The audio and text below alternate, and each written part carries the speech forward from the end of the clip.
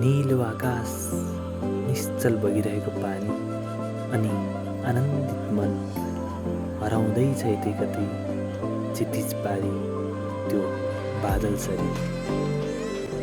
Hello, welcome to my new blog, hope you'll enjoy it.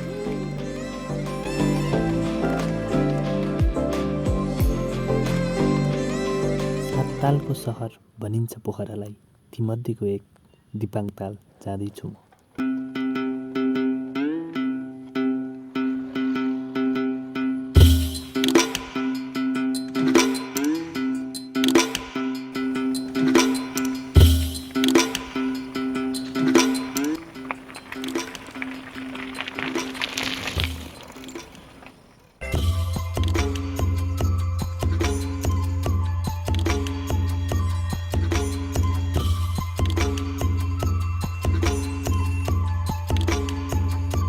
तालको यो सौन्दर्य हेरेपछि अब जाउँ हामी सुन्दरी डाँडातिर।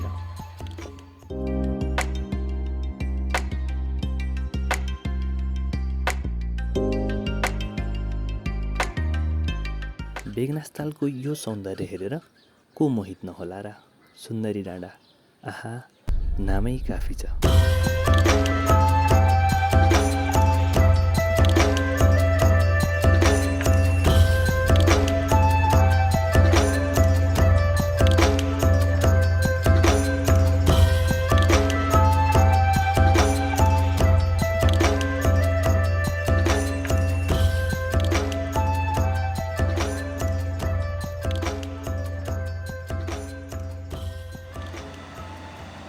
बेगनास तालमा बोटिङ गर्नुको मजा पनि बेग्लै नै छ।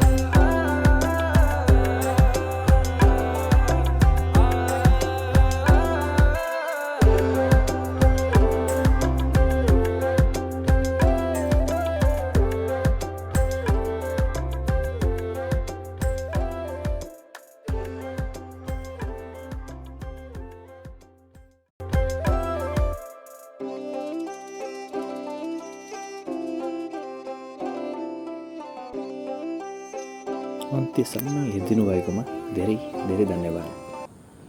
फेरि अर्को हेर्न नबिर्सिनुहोला।